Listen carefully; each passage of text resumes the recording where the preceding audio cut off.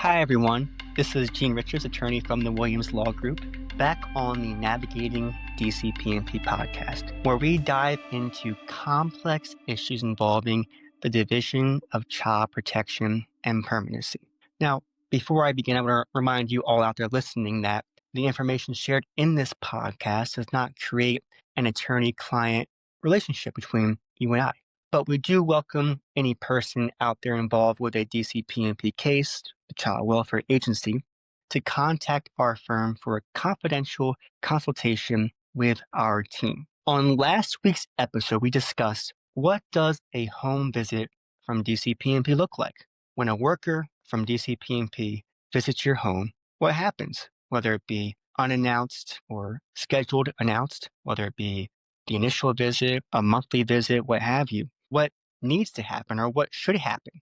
What will DCPP ask of you, whether it be interviewing you, your spouse, your child, other adults in the home, whether it be the home inspection, or perhaps request to have documents signed or services agreed to. And we focus primarily on the importance of having legal counsel present even at that initial home visit from DCPP, because what happens at that first visit can dictate how the rest of your case goes, whether it be how long it goes, how poorly it goes, if you're in court or not, what services end up happening, evaluations end up happening, and things of that nature as well. So this week, along that line of thinking, I'm going to discuss what your legal rights are during a DCPP case. Many of these rights you may not either be aware of, or perhaps if you are involved with DCPP, you may be told by their workers you don't actually have those rights, despite that not being true.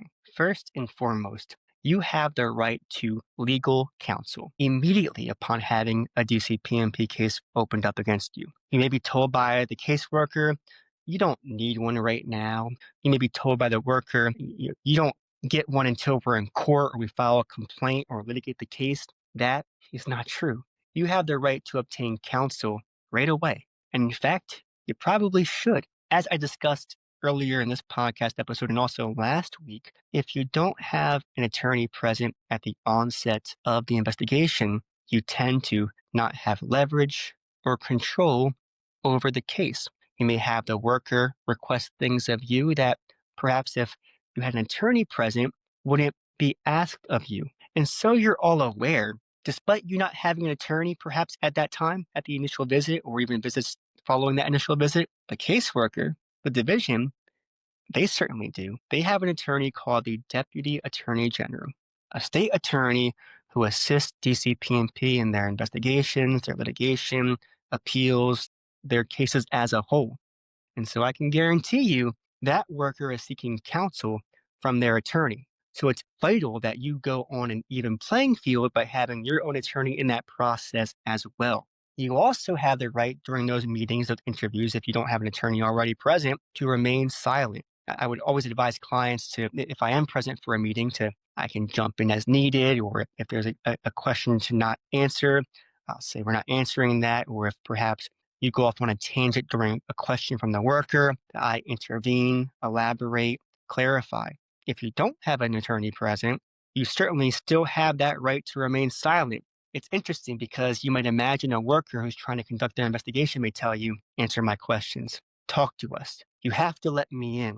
You have to tell me what's going on. You have to do X, Y, and Z. And these things are not necessarily true. You have the right to tell the worker, not answering any questions, I'm hiring a lawyer or I have a lawyer and I'm not going to answer a thing until or talk to you about anything until I have my lawyer present or until my lawyer talks to your lawyer. So you do have the right to remain silent. You also, despite oftentimes the first visit being unannounced, you do have the right to be notified as to why the investigation was opened. We discussed weeks ago about the initial call coming into DCPP, right? That screening call, that screening summary. Someone calls DCPP, they make a referral, someone from DCPP records in writing, summarizes the contents of that call and the referral being made.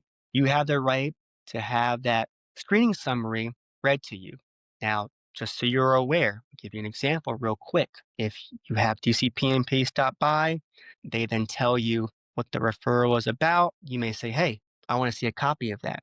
They're not giving it to you because that screening summary is going to list who made the call. And as we discussed before, those calls are to be made anonymously in terms of not that DCPP doesn't know, but you as the person being alleged to have done something aren't going to be aware of that from DCPP. But so you also know if I am present during that initial home visit, that interview process, those visits, I will get a copy or be provided a copy to read of that screening summary. Additionally, the worker or their attorney is to advise us of the contents of that referral. Really, you should be reading it verbatim so we're aware of why they are here, what they may be asking about. Because if they want to investigate a referral, you have to know from as a defendant, as the parent, what's being alleged. How can I reply to an allegation without being aware of what's being alleged? And so you have the right to be notified as to why DCPNP is there. You also have the right to participate in a case plan. Right? If the case remains opened or even goes to court, there has to be a plan in place. What services have been ordered? What services have to happen? Are there evaluations scheduled? What's the plan? What's the next step here to have this case closed out? And you have the right to be made aware of what the next steps are, what needs to be done to have DCPNP out of your life, out of your family's life. In the event that perhaps there's a removal, you have rights there as well. Rights to figure out what steps need to be taken to have my child back in my care, to be reunified. You also have the right to a hearing, right? If a removal happens, an emergency hearing called a dye removal happens, and you're to be in court within 48 hours of that removal. Now, of course, if it happens on Friday, you may not be in court until Monday because the weekend there is no court opened up in terms of Superior Court, but you are to be in court within 48 hours of the court being opened up since the date of the removal. And so it's imperative that you're aware of these rights so that if something does happen that's extreme, like a removal, you understand that you need to be in court by a certain time frame. Also, it's good to know that you have the rights to present potential caregivers in the event of a removal. Right? The division can remove your child without going to court, as I mentioned. You can be in court at some point, you have to be within 48 hours of that removal, but removals can happen before being in court, which is somewhat scary and alarming to people, as you might imagine. But if that does end up happening for whatever reason, you may think, well, Gene, I don't want to have my client go in some random person's home, foster care. Stories about that, concerns about that. But my grandma lives, across the street or lives in town over. Well, then tell the division of your support system, of family, of friends who are willing and able to care for your child or children. Now, the division may say, well, we haven't run the background checks or we haven't approved them for licensing. Well, tell them based on presumptive eligibility, I have my mom, my mother-in-law, father-in-law, uncle, brother that can assist and temporarily care for my child or children until we're in court in 2 days. And hopefully when you're in court, we can argue that the removal was unjust and your child should be back in the home. And so not only will that be rectified in 2 days, we can be rest assured that during that 2-day period, your child wasn't in some random home, but was with someone you know and trust, your parents, your siblings, your neighbor, whoever it may be. So you do have many rights that perhaps one, you're not aware of, or two, DCPNP may claim you don't actually have those rights. Not true. And so I always discuss kind of how the system is flawed. And then, as always, there are many ways the system is flawed. First and foremost, the idea that if you're in an investigation, but not perhaps in court or litigation with DCPNP, you don't have the right to obtain your own lawyer, right? We're not in court, so you don't need a lawyer. It's not true. As I said before, behind closed doors in their local office, the worker, they have a lawyer. DCPNP, they have a lawyer. They have that person they can talk to and call and ask for advice. You need that as well. And you have that right to obtain counsel. And when DCPNP comes knocking on your door, you make sure you tell them either one, you've hired counsel, or two, you're going to hire counsel. That changes the trajectory of the case completely. Again, once they're aware of you having counsel, they realize, oh, this person can't be bullied. This person can't be threatened about false steps that we can take that aren't true because they have someone in their corner who knows how DCPNP operates. And for better or for worse, I know how DCPMP operates. In fact, it was a situation where I literally had clients, and one in particular, where I go to a DCPMP meeting and I share with him what to expect, what's going to happen, what they're going to ask. Basically, his rights. So you could say this back to them. You don't have to do this. Don't have to do that.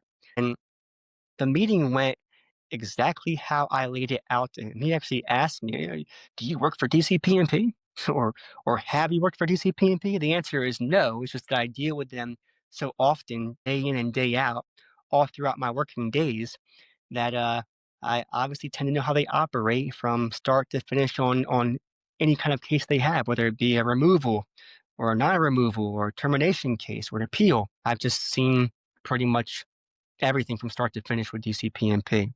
And so another issue that comes up, the system being flawed, is that you think, I told you before in this podcast episode, that you have the right to remain silent. You're probably telling me, well, of course I do, Gene. I've seen CSI or Law and Order. I don't watch those shows, but and I've heard of them. And those shows, whenever someone's interviewed by somebody, they tell them their Miranda rights. You have the right to remain silent. Well, that's true. It's done in criminal cases. DCPMP is not a criminal case. When you have a worker come to your house, they're not going to tell you, "Hey, I'm here to talk with you. You don't have to let me in. You don't have to talk to me. It's your right to remain silent." They're not going to tell you that. They don't have to tell you that. They're going to say, "We're here to investigate a referral that came in about you abusing or neglecting your child, and you have to let us in. And you must talk to us. If not, we're going to take your child. We're going to go to court. We're going to have you be supervised. We're going to tear your family apart." That's the gist of what's being told, or at least inferred to you. So, despite you may think, of course I can remain silent, they're going to tell me that. No, they're going to almost ambush you by surprise and show up to your house at 4 p.m. without any idea they're going to be there, or after hours at 8 p.m. on a Friday night. And you're going to be afraid, I'm sure, and concerned and worried. And you might forget what your rights are. So it's imperative that you understand from this episode in general what your legal rights are during a DCP case from start to finish. You can remain silent. You can say, "Not right now. I'm consulting an attorney." And obviously, you should do that. And so you may be asking, well, how can an attorney help? How can we help? How does our office help people in your situation? Well, we advise you of what to say, when to say, how to say it. As I mentioned before, these visits, every single visit from DCPMP, what you say is going to be written down, recorded by the worker, put in the division's records, their contact sheets, their summary of the investigation. What you say will be used against you in court if they take you to court. It'll be used against you in their findings of abuse or neglect against you. They'll use those words to come to a conclusion. It's so important that from the get-go, you're saying the right things or not saying things at all, depending on the situation. And so we can help direct that process. We can help jump in and clarify. As you might imagine, I've had clients who are nervous during a meeting with DCPMP. It's their first time. I've been to 1,000 or more of them. This is their first one. And they're asked a question, and they want to share their whole life story, or they want to ramble on and go on tangents. It's your attorney's job to reel you back in, to focus on the highlights, the important parts of a case, focus on a defense against what's being alleged, and really dial you back in, not to overshare, share what needs to be said, and nothing more. One wrong statement, one wrong word may lead to DCPP saying, "Oh, well, how about this evaluation? How about that evaluation? How about these services? It's not a release. You see this person once a month for services. We want to chat with them." So it's important to share the right information. And we have the reputation of really compacting a case, making it concise, focusing on the referral, the allegation, defending against that, and moving on. As always, I know we dealt with a lot of information here about what to do and what your rights are. We discussed your rights during a DCPMP process. You can be notified of what the referral is. You can remain silent during the interview process or during a visit from DCPMP. You have the right to counsel. With a removal, you have the right to a removal hearing, a DOD hearing, the right to discuss the process of reunification, and also your case plan in general, what services have to happen, evaluations have to happen, if any must happen, and really just have transparency, because oftentimes DCPMP will have in their own mind what needs to happen for them to be appeased and to get out of your life if things have to happen, and you're not even aware of it until months later. And then they tell the court, you aren't complying, you aren't doing things. Well, if you're not aware of what is being asked of you, how can you do it? If you're not aware of the plan, how can you effectuate that plan? And so it's important to know your rights, what needs to happen, and what should happen. Just want to thank you all once again for listening, for chiming in to this episode of the Navigating DCPP podcast. If you want to have any other information, please look at our website, give us a call. Feel free to subscribe to our channel or our channels, whether it be Facebook, Instagram, YouTube.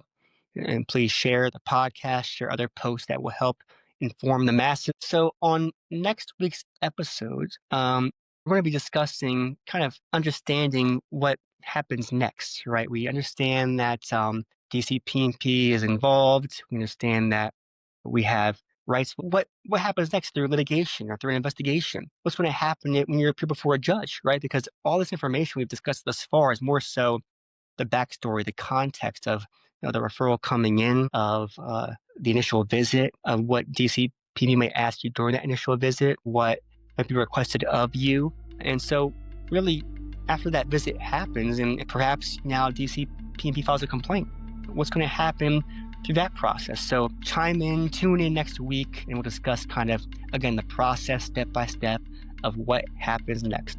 Until then, have a great week.